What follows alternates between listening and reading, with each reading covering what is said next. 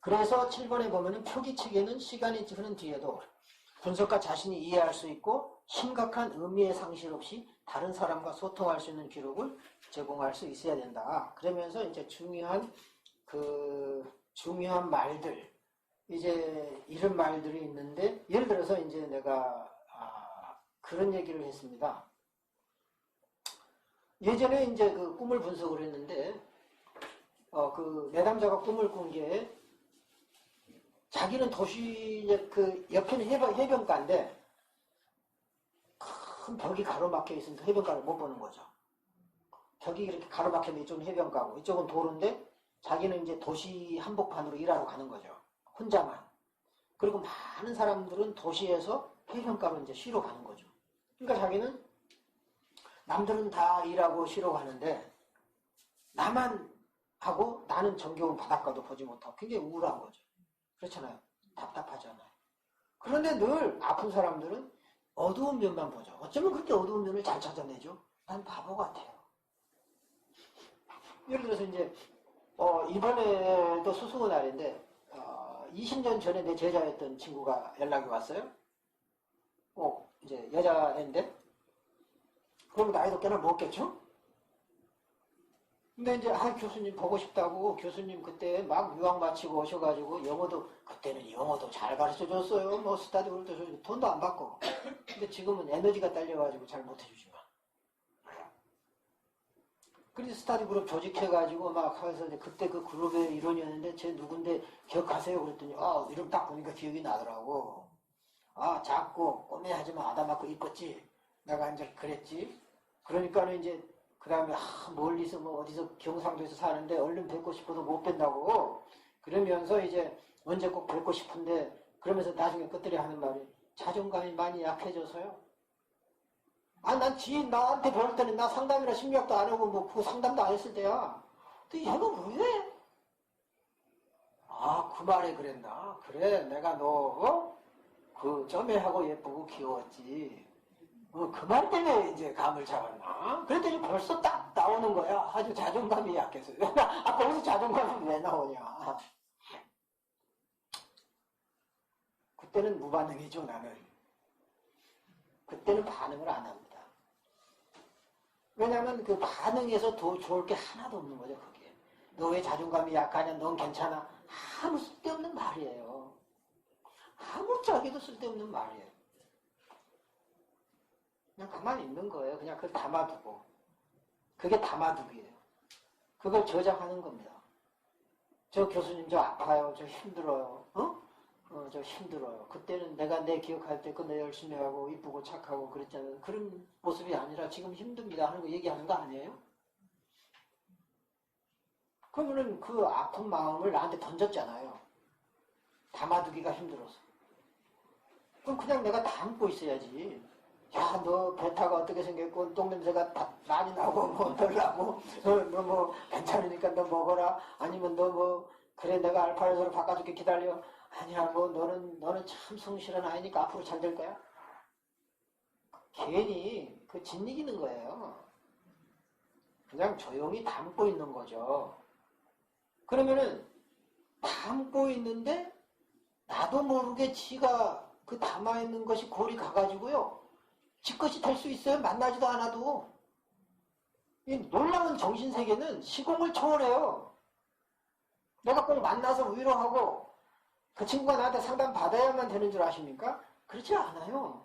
이제 내담자들하고 많은 그런 경험을 하는데 내담자가 정서적으로 폭발하기 일보 직전인 내담자도 많잖아요. 힘들고. 그런데 일주일에 한 번씩 상담을 하는데 보통 사람 같으면 전화도 몇 번 하고 답답하다고 난리를 칠 것 같잖아요? 한 번도 전화 안 와요, 지금까지 거의. 아이 문제로는 합니다. 중간에 이제 학교에 사고 쳤다, 이럴 때는 하지만은 본인 문제로는 중간에, 지금까지 내가 10년 이상 됐지만, 한 번도 내담자가 나한테, 힘들어요, 하지 않아요. 그럼 힘이 들지 않아서 그럴까요? 얘기하고 싶지 않아서 그럴까요? 대화하고 있는 거예요, 나랑.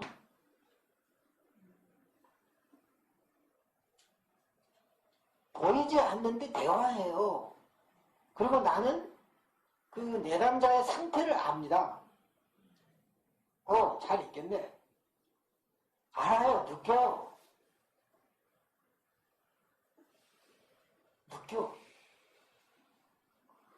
얼마나 우리 인간의 감정이 강하고 정말 폭발적이면 그 시공을 초월해서 느끼겠습니까?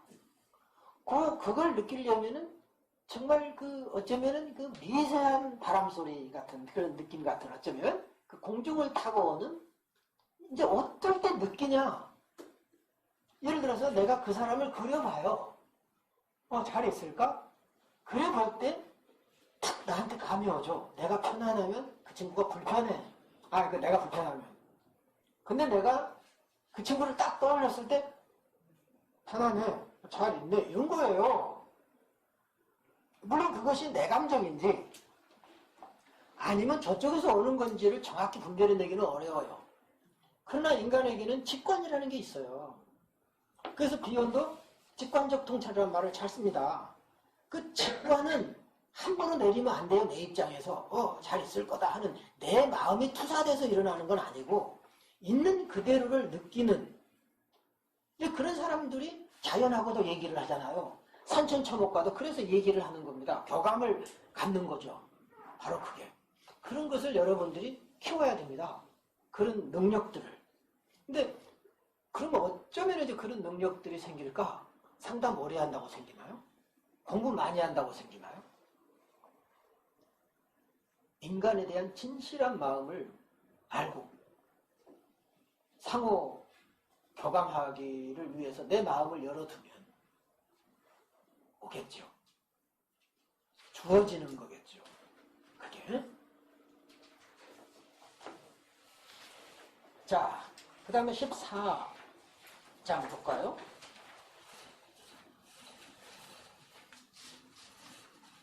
그래서 이제 여기서 내가 이제 했던 거는 주로 넘어가고요. 91쪽에 보시면 4번 나오죠. 4번.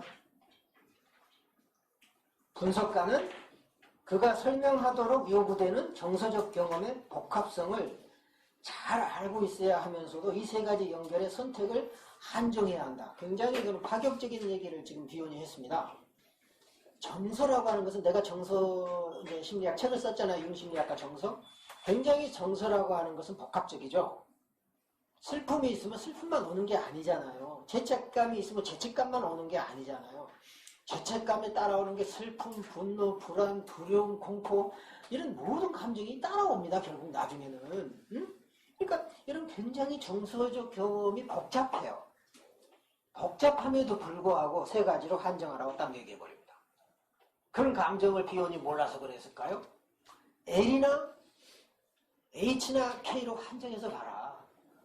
그리고 마이너스 하면은 이제 6가지가 되겠죠.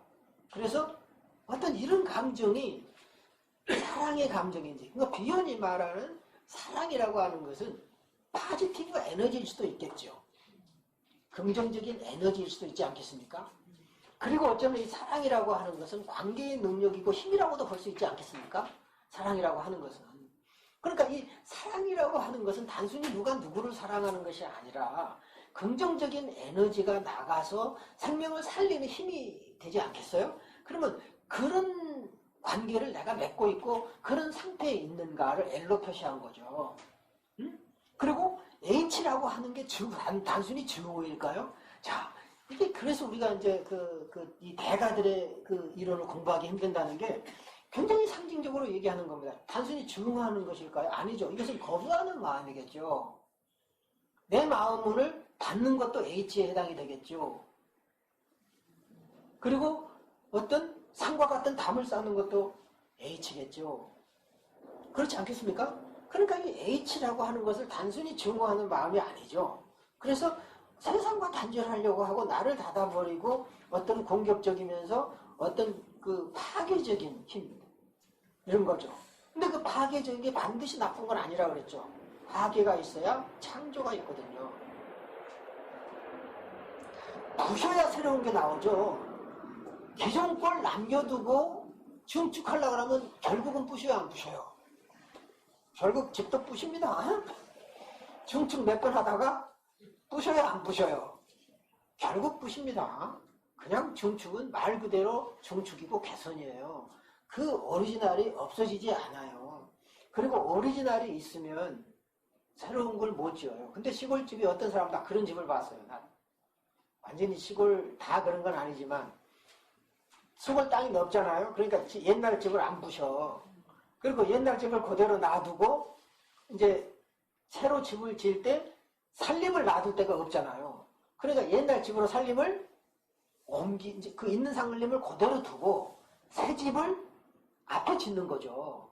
그리고 뒷집은 창고경 그대로 또 쓰더라고. 되겠어요, 안 되겠어요?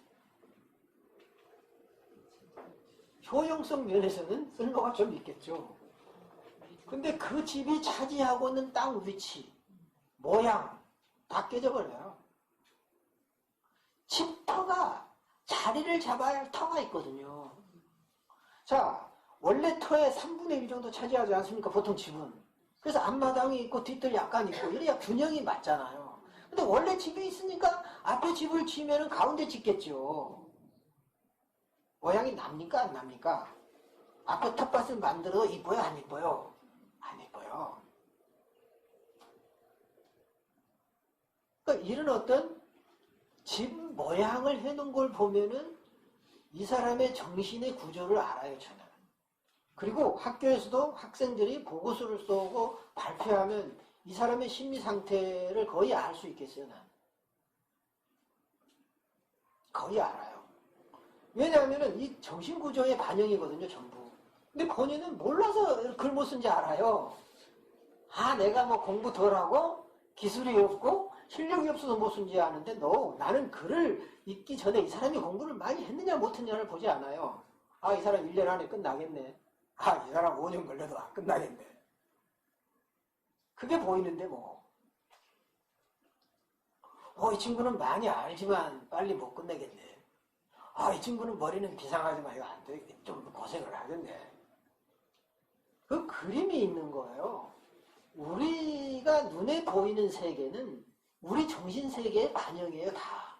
여러분들이 앉아있고, 공부하고, 또 숨 쉬고, 이렇게 모든 것들이 우리 안에 있는 내부 세계를 가시적으로 보여주는 거죠. 그거를 나는 100% 알 수는 없죠. 나라고 무슨 그걸 다 알겠습니까? 그렇지만, 대략은 보면은, 이제 이게 제일 위험한 거죠, 사실은. 취소! 대략을 안다 그러면 안 돼.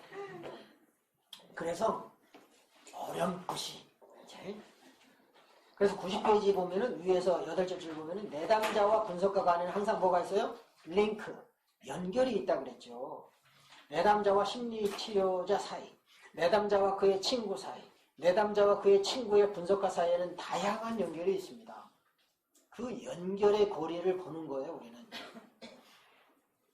자, 연결의 고리는 내담자만 봅니까? 그렇지 않죠. 내담자의 남편, 내담자의 자녀, 내담자의 아내 다 보죠. 그리고 이제 저의 내담자가 여자분이 많잖아요. 그럼 나는 끊임없이 그 내담자의 남편들의 그 시기와 그 질투를 받고 있습니다. 그리고 그것을 몸으로 느껴요. 그걸 못 느끼면 내가 상담을 못하는 거죠. 그래서 그들을 위로해줘야 됩니다. 마누라 안 뺏어갈 테니까 걱정 마. 내가 잘 멋있는 여자로 만들어서 다시 돌려보낼 테니까 기다려. 내가 이렇게 따뜻거려주지 않으면 남편들이 방해하거든요. 안 보내요. 무슨 수를 써서도 안 보내요. 무슨 수를 써서도 안 보냅니다. 진짜요.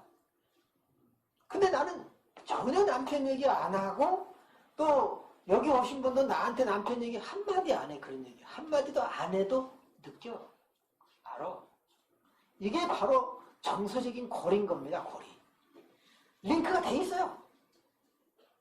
그리고 그 자녀들까지 연결이 돼 있어. 이렇게. 그러니까 다 만나는 거죠. 내가 다. 두루두루 만나는 거예요. 전혀 몰라도 다 만나. 그러니까 그 상담료 1인분 내는 절대 안 돼요.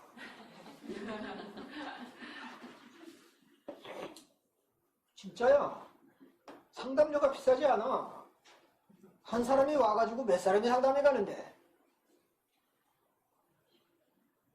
91쪽 보시면 그래서 그 연결을 잘 지어야 된다. 자, 이제 15장 볼까요? 15장 93페이지 1번 L이나 H나 혹은 K를 선택한 목적은 분석가가 최선을 다해 진실이라고 생각하는 진술을 만드는 데 있습니다. 아까 K 얘기를 들었는데 K라고 하는 것에 거의 모든 게 들어가지 않습니까? 진실을 알려고 하는 열망이에요. 정보를 얻으려고 하는 열망이 아니죠. 진실을 알아야 되는데 우리는 자꾸 정보와 진실을 혼동해요. 진실은 일종의 오라는 겁니다. 오. 그리고 그 진실은 내가 알려고 해서 아는 게 아니에요. 주어지는 거죠. 주어지는 거예요. 주어질 때 내가 받느냐 못 받느냐는 내 책임이지 내가 진실을 근처도 갈 수 없고 알 수도 없어요. 진실은 주어집니다. 그래서 그 주어질 때까지 기다리는 거죠. 그러면 과연 나는 상담사로서 아니면 엄마로서 아빠로서 나는 진실을 기다리고 있는가? 요즘 우리 아들이 좀 반항하고 있어요. 취업이 됐는데 복잡한가 봐, 머리가. 막 밤 9시 넘어서도 막 일을 하나 봐, 요즘. 가자마자 막 그러니까 머리가 깨질 것 같은가 봐. 우리는 얼마나 걱정됩니까? 아, 이놈이 잘 견딜까? 제일 걱정되는 게 그 원룸 얻어줬는데 밥도 못 먹고 저녁 늦게 오고 아침에 가자마자 뭐 밥을 못 해 먹으니까 뭐 24시 어디 가가지고 무슨 응? 밥이나 김밥이나 이런 거 먹고 가면 그러면 그렇게 늦게까지 일하고 견디겠어요? 부모가 걱정하는 게 그런 거잖아요. 아, 그런다고 뭐 이렇게 또 나이 먹은 놈한테 쫓아가가지고 거기서 밥 해주라 할 수도 없고 그러다가 마누라 또 뺏기잖아. 그럴 수도 없고. 한 여러 가지 아이가 머리 아파야지 머시마실 게 있어가지고. 전화하니까 전화 제발 하지 마라 그래. 엄마한테는 더 성질내. 나보다도. 제발 좀 나 좀 가만두라. 그러니까 이제 와이프는 막 전전긍긍하는 거죠. 시간을 늘리는 법을 좀 알아야 되겠는데 이제 95쪽 2번에 보면은 L이나 H 혹은 K는 분석가가 하나의 중거점을 잡았다고 느끼는 방법으로 결정돼야만 합니다. 하나의 기준점이라는 거죠. 내가 L이냐. 그렇죠. 모든 것을 다 파악할 수는 없지만 하나의 기준점, 중거점이라는 거예요. 내가 L에 있는 건지 H에 있는 건지 K에 있는 건지. 이렇게 함으로써 배경이 없이 오직 사변적이고 임의적인 조작에 빠지기 쉬운 추상화 체계를 만드는 위험이 적어질 거다. 그러니까 어느 정도의 최소한의 한계를 정해놓은 겁니다. 수많은 것을 한 것보다 융이 많이 그랬잖아요. 자니, 페르소나니, 그림자니, 아니마니, 아니무슨이 하는 것은 하나의 중거점이지 그것으로 모든 걸 다 해결하고 맞추라는 게 아니에요. 이런 것을 하나의 군데군데 중거점을 둠으로써 그 관계성을 보라는 하나의 이제 우리의 그 내면의 인격을 어떤 특성별로 약간 구별해 놓은 거지 다 그것은 관계적으로 풀어가야 된다는 거죠. 내 아니마는 어때? 아무 의미 없어요. 내 아니무슨은 어때? 내 그림자는 어때? 아무 의미 없어요. 그 의미가 자아에 어떤 영향을 미쳐? 그 의미가 컴플렉스에 어떤 의미를 미쳐? 그림자가. 내 아니마는 이런데 나의 사회생활 속에서 뭐를 방해하는 거지? 아니면 뭐를 이렇게 하는 거지? 이렇게 가야 되지. 우리는 뭐 심리학 공부할 때 늘 단편적이에요. 내 아니마는 어떻고요? 내 수프 이거는 어떻고요? 내 에고는 어떻고요? 그런 비관계적인 접근은 아무 의미가 없는 거예요. 아무 의미가 없어요. 솔직히 아무 의미가 없어요. 그것은 단순히 기억이라든가 어찌 보면은 정보 축적해가지고 써먹기 위한 하나의 거짓을 만들어내는 그러니까 수많은 오류가 생긴다는 거죠. 들어보면은 응? 그렇잖아. 페루조나 얘기만 하면 얼마나 오류가 많겠습니까? 그게 가면이니 뭐 어쩌고요. 뭐 사회적인 인격인데요. 뭐 이거는 뭐하고 어쩌고요. 전혀 의미가 없어요. 그래서 이제 이번에 이제 학교 시험에 그 그림자가 자아에 미치는 영향을 써라 이제 이렇게 문제를 냈더니 얘들이 다 나가 떨어져 버린 거예요. 그것도 학부 학생한테. 그러니까 교수님 어떻게 문제 그렇게 냅니까? 아니 그냥 그림자는 뭐고 자아는 뭐고 이렇게 나올 줄 알았는데 아니 그 문제 한 문제 떨렁대면서 그리고 그 사례를 들라 딱 그러니까 교수님 그걸 문제 발칙하신 거예요. 그래가지고 애들이 성질 팍팍 내는 거예요. 와가지고 속았다고. 저기 다 읽었는데 하나도 모르겠대. 잘못된 거죠. 응? 누가 잘못된 거예요? 내가 잘못한 거예요.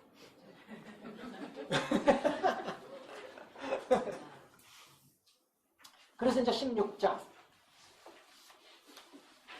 K 연결은 진실을 알고자 함이죠. 진실을 알아가는 과정이 K라고 했잖아요. K.